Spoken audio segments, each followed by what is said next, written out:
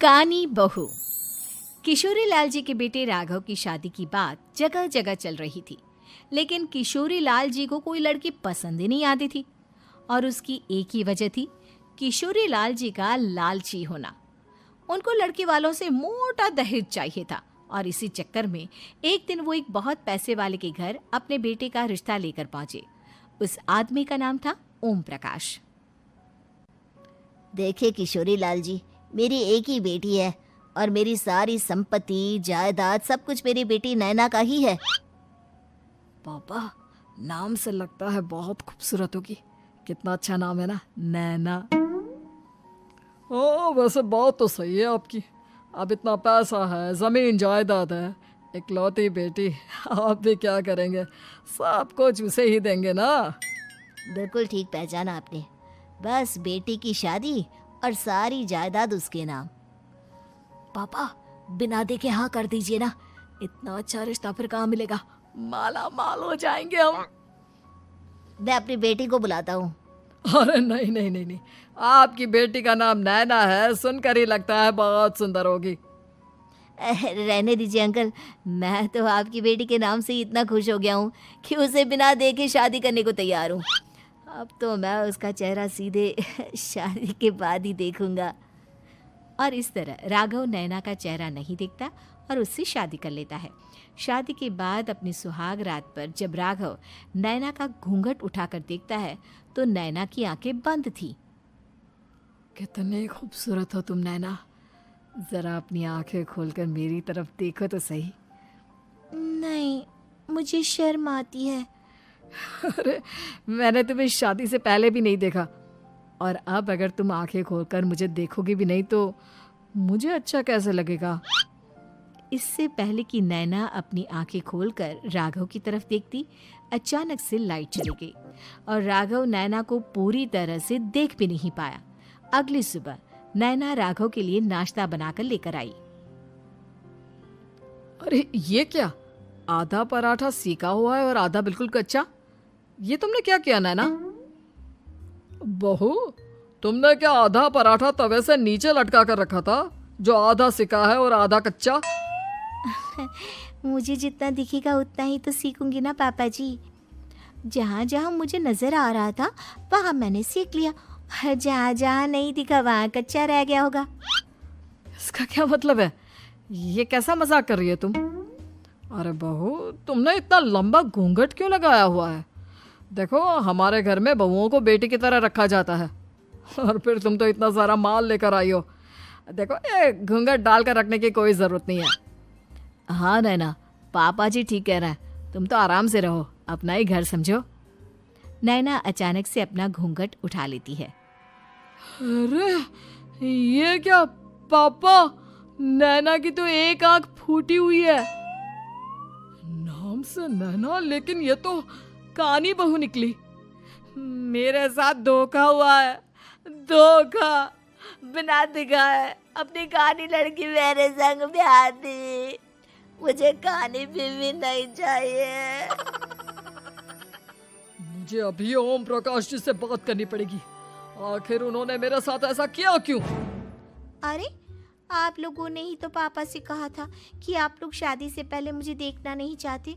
अब मेरे पापा पर क्यों इल्जाम लगा रहे हैं?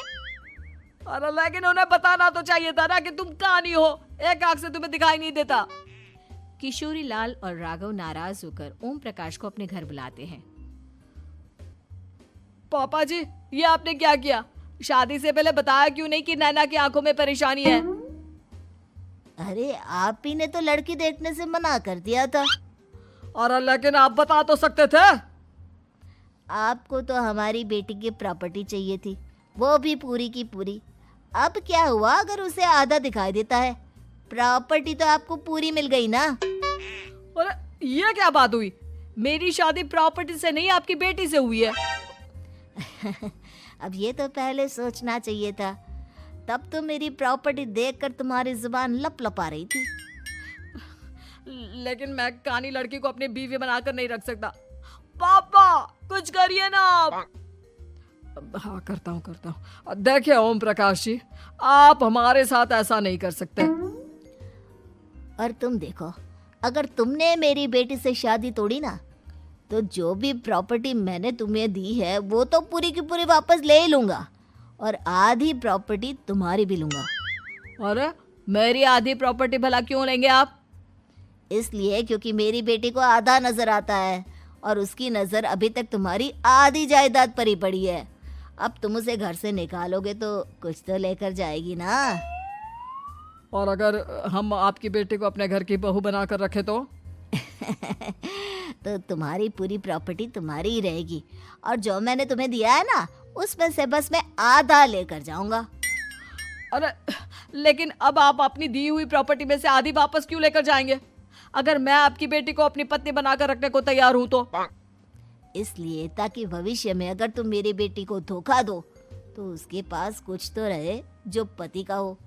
वैसे मेरे पास तो बहुत कुछ है, लेकिन अपने पति की कोई निशानी तो उसके पास होनी चाहिए ना।